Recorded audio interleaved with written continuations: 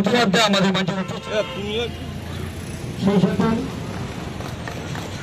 শাল দিয়ে বরণ করে নিচ্ছেন সম্মানীয় নারায়ণ চন্দ্র স্যার মহোদয় এবং তৃণমূল কংগ্রেসের প্রতীকে নির্বাচিত দীপক স্যার রামনগর 1 নম্বর পঞ্চায়েত সমিতি। আমাদের মাননীয় মুখ্যমন্ত্রী মমতা বন্দ্যোপাধ্যায় প্রতিনিয়ত মানুষের পাশে থাকার জন্য দলমত নির্বিশেষে পরিষেবা প্রদান করেন। দীপক স্যারের বাবা নারায়ণচন্দ্রবাবু তিনি তার আর্থিক সহযোগিতায় আজকে কিছু শীতবস্ত্রের উপহার এবং একটি ট্রাইসাইকেল প্রতিবন্ধী মানুষকে তুলে দেবেন। তার মানে স্বাভাবিক হিসাবেই মানুষ হিসাবে মানুষের পাশে থাকতে হবে। নারায়ণবাবু আবার নতুন করে এই বার্তা দেবেন, আমরা সেই ভাবনাকে সাথে নিয়ে চলি।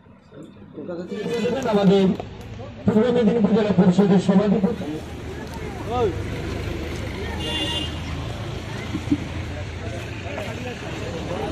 সারা বছরই মানুষের পাশে থাকি এবং আমি বিভিন্ন সময়ে আমি শীতবস্ত্র থেকে চারাগাছ থেকে বৃক্ষরোপণ কর্মসূচি থেকে বিভিন্ন ধরনের স্বাস্থ্য পরীক্ষা শিবির থেকে আমি বই বিতরণ থেকে বিভিন্ন সামাজিক কাজের উদ্যোগ গ্রহণ করি।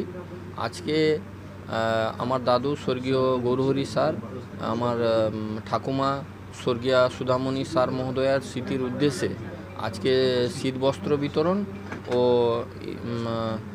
ট্রাইসাইকেল বিতরণ কর্মসূচির আয়োজন করা হয়েছিল। আজকে যিনি উদ্বোধন করলেন আমাদের পূর্ব মেদিনীপুর জেলা পরিষদের সভাধিপতি তথা আমাদের জেলার নবরূপকার সম্মানীয় উত্তম বারিক মহোদয়। আমি শীতবস্ত্র বিতরণটা বিশেষ করে এলাকার কিছু মানুষকে আমি আজকে আমন্ত্রণ জানিয়েছিলাম। প্রায় 100 জনের হাতে আমি শীতবস্ত্র সমস্ত গুণীজনরা থেকে তুলে দিলেন এবং মৈতনা অঞ্চলের এক ব্যক্তি যিনি 95% হ্যান্ডিক্যাপ সম্মানীয় নিমাই খাটুয়া মহোদয় তিনি আবেদন করেছিলেন।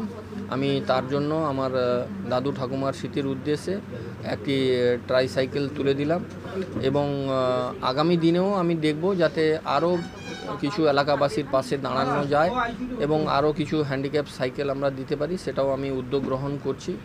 বীর সন্ন্যাসী স্বামী বিবেকানন্দ বলেছেন যে জীবে প্রেম করে যেইজন সেইজন সেবিছে ঈশ্বর। মানুষ হিসাবে আমাদের কর্তব্য দুস্থ অবহেলিত মানুষের পাশে থাকা এবং আমি স্বেচ্ছাসেবী সংস্থা বিভিন্ন ক্লাবের কাছেও আহ্বান জানাবো তারা যাতে এই ধরনের মহতী উদ্যোগ গ্রহণ করেন।